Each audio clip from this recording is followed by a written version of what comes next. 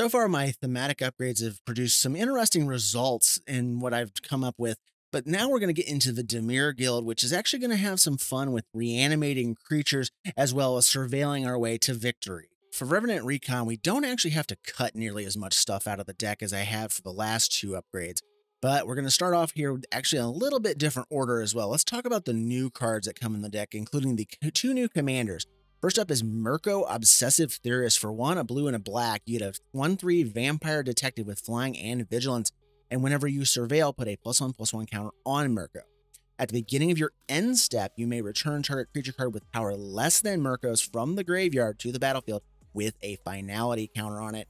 And it says if it would die, you would exile it instead if it has the finality counter. So running Mirko up front gives us a built-in way to reanimate things as we're using our surveil mechanics to dump things into the graveyard, which makes for a good time there. Then we also have the other brand new commander that comes here, Marvo Deep Operative. For 3, a blue and a black, you get a 1/8 Octopus Rogue. This is when Marvo Deep Operative attacks clash with the defending player. Each clashing player reveals the top card of their library and then puts that card on the top or bottom. A player wins if their card had a higher mana value. And whenever you win a clash, draw a card, and then you can cast a spell from your hand with mana value 8 or less without paying its mana cost. Now, while this is a very powerful commander, it can get a lot kind of silly with some of the stuff that it can cast off. We're not going to run this at the front for this thematic upgrade. I would rather do the Reanimator strategy, and we can save Marvo for its own kind of deck with other more powerful things that we can have access to when we're not restricting ourselves simply to Ravnica upgrades. So what else does this deck include for brand new cards? Well, let's start off with Copy Catchers. For 1 and a blue, it's a 2/1 fairy with flying. Whenever you surveil, you may pay 1 and a blue. If you do, create a token copy of Copy Catchers. Well, we have a lot of ways to surveil in this deck, so you can actually use this as a way to kind of flood the board with 2/1 copies of itself and be able to flood the board out. And then your opponents are going to have to deal with a bunch of 2/1 flyers, as well as whatever big stuff that we're reanimating from the graveyard with Mirko and other things that are in the deck that reanimate for us. And one of our good targets for reanimating is a brand new card, Eye of Duskmantle. It's a 5 black, 3/8 eye creature. Flying lifelink. You may play land cards and cast spells from among your cards in your graveyard if you've surveilled this turn. If you cast a spell this way, you pay life equal to its mana value rather than its mana cost. So say you don't have access to any of your Reanimator stuff, maybe Mirko's not big enough to get something back out of the graveyard. It doesn't matter, because if you have the Eye of Duskmantle on the board, you're going to be able to go ahead and cast stuff out of your graveyard for your life instead. So all you need then is a surveil trigger of some sort in order to get this to go off. We also have a brand new detective in this deck, Final Word Phantom. For 2 and a blue, it's a 1/4 spirit detective with flash and flying, and during each opponent's end step, you may cast spells as though they had flash. So what does this do for us? Well, this means that we can cast any spell, doesn't matter if it's a creature or whatever, and then you don't have to have the spells actually have flash attached to them, because you can flash in Final Word Phantom, and then you can do anything during your opponent's end step. That includes their cleanup step, discards, all that stuff. As long as you have the way to respond to what they are doing, you can cast a spell during that part of the phase. So you're able to flash in your reanimation spells, your big creatures, whatever you need to do here, you're able to do it with this on the board. Then we have another brand new detective here in Unshakable Tail. For 2 and a black, 3/2 zombie detective. When Unshakable Tail enters the battlefield and at the beginning of your upkeep, surveil 1. So that gives you a recurring surveil trigger. Whenever 1 or more creature cards are put into your graveyard from your library, investigate. And then 2 and a black, sack a clue, return Unshakable Tail from your graveyard to your hand. So this has a way to self-reanimate itself, essentially, as long as you keep a hold of a clue that it's created as you're going along, and you're able to generate clues from other sources. Now, unfortunately, this deck does not have a ton of ways to generate clues for us, so I'm not sure how well this will work without trying it out. But it is a quite powerful thing to have a recurring surveil trigger hanging around the board for us. We also have a limited way to do some recurring surveil in Watcher of Hours. For 5 and a blue, it's a 6/6 Sphinx with flying and ward 3. Whenever you remove a time counter from Watcher of Hours while it is exiled, you get to surveil 1. So in order to get the surveil trigger, you have to pay 1 and a blue and suspend it with 6 time counters out of the game. So then at the beginning of your upkeep, every time you go to your next turn, you're going to remove a time counter so you can get up to 6 surveils on this thing. And then it'll come in as a 6/6 flying word beat stick instead. Then we have one of our new reanimation spells in Charnel Serenade. For 4 black. It has a sorcery of Surveil 3, then return a creature card from your graveyard to the battlefield with a finality counter on it. Exile Charnel Serenade with 3 time counters on it, and hit Suspends for 3 with a 2 and a black cost. So you can pay 6 up front, cast it from your hand straight up, or you can suspend it for 3 mana and put it out for 3 turns, and then you get to cast it again, and then it exiles itself, and you get to do this over and over again. And as long as you have something in your graveyard that you're able to reanimate, this will have a target. Now, bear in mind, and I did not talk about this with the last card, Suspend actually just received an update in the rules text. If you choose, you do not have to cast a card, or if you do not have a target and you can't cast the card, this will stay exiled for the remainder of the game. So if you have something that you need to cast this with, like you want it to keep a hold of it, make sure you have something in your graveyard to reanimate with this. Otherwise, you will lose it for the rest of the game because they are not making it a mandatory cast. It is a may cast, and if you choose not to, it's gone.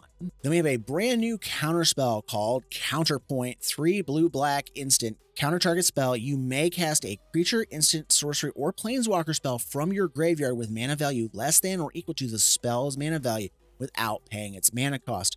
So in that mouthful of stuff, if you have a creature, instant, sorcery, or planeswalker in your graveyard, you counter their spell, and as long as the spell that you've countered has a mana value less than or equal to what you're wanting to reanimate or recast out of your graveyard for free, you get to do that with the counterpoint. All in all, it's kind of a roundabout way to go about reanimating a creature, but then it actually gives you the ability to reanimate planeswalkers, instants, and sorceries as well, and it does not exile said instants and sorceries out of the graveyard once you've cast them a second time, unlike most spells that do this kind of thing where you get to cast a spell from the graveyard. And then once again, we have access to a copy of Ransom Note. 1 colorless artifact clue. When it enters the battlefield, surveil 1, pay 2, sack it. You get to choose one of the following. Cloak the top card of your library, means you put it face down as a 2/2 with ward 2. Goad target creature or draw a card. You know, all around, it's a good thing here. It works with our Surveil mechanics, so it's great to keep in the deck. And then the last new card that we're going to keep in here is Case of Shifting Visage. For 1 blue, at the beginning of your upkeep, surveil 1. So this thing, as long as you hang on to it, it's always going to have a surveil trigger for us. To solve it, you have to have 15 cards in your graveyard or more. So yeah, as you're surveilling and putting things in your graveyard, eventually you will solve this if the game goes long enough. And once it's been solved, whenever you cast a non-legendary creature spell, you get to copy that spell. So the cool part about this deck is that there's actually not a ton of legends that came with the deck. They've mostly used non-legendary creatures in there, and I can kind of see why when they include stuff like this where you're able to copy a non-legendary creature as you cast them. So it makes more sense to have less legendaries in the deck than, you know, most decks have. So those are all the new cards in the deck and what I'm keeping in. So what are we taking out? Well, we are going to take out one brand new card, and that is Foreboding Steamboat. For 3 black, you get a 5/7 vehicle that says when it enters the battlefield, each player chooses 2 non-token, non-vehicle creatures they control and exiles them until the steamboat leaves the battlefield. And whenever the steamboat attacks, put a card exiled with it into its owner's graveyard. If you do, investigate, and it accrues for 2. All in all, I don't like this card. It's very strange to me. It's a great way to put a card that has a finality counter back into your graveyard, but the whole idea was to use the finality counter to get it out and do things in the first place, so it's kind of counterintuitive. And there's not a ton of stuff in this deck that actually cares about clue tokens and the investigation part of this. It's just that one zombie detective that really cares. So in the end, I just felt this card was kind of not really on what we want to do, so I took it out of the deck. So then what else are we removing from the deck? Well, we're going to look at some things that are, just not on the plane of Ravnica. So let's look at Phyrexian Metamorph, Sphinx of the Second Sun, Sir Conrad the Grim, Vizier of Many Faces, Ravenous Chupacabra, Black Sun Zenith, Ifara's Dispersal, Massacre Worm, Pylon, and Sinister Starfish. All of these cards simply just don't belong on the plane of Ravnica. We have Phyrexians, which are at this point in the storyline are deactivated and they wouldn't be here in the Phyrexian Metamorph and in the Massacre Worm. Sphinx of the Second Sun. Second Sun is reference to Amonkhet. Sir Conrad is from the plane of Eldraine. Vizier of Many Faces is also from Amonkhet. Chupacabra from Ixalan. The Chupacabras only exist on Ixalan. Black Sun Zenith, again, refers to New Phyrexia. Ifara's Dispersal, Ifara actually refers to the plane of Theros. Pylon, the art in there actually shows the Doom Scar on it, so it actually refers to Kaldheim, and Sinister Starfish also refers to Theros. So there's just no way I want to run these in a thematic deck where they are so just determinately from that world. So what am I adding in place of all that stuff that I cut out of the deck? Well, let's start with one of the new cards from the new set, Clandestine Meddler. It's a 2 and a black, 3/2 vampire rogue that says when it enters the battlefield, suspect up to one other target creature you control, and whenever one or more suspected creatures you control attack, surveil 1.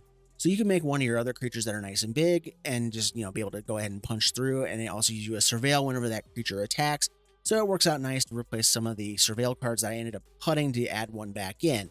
We're also going to include Dimir Strandcatcher from the Ravnica Clue Edition, so you'll get to put this in later once that releases.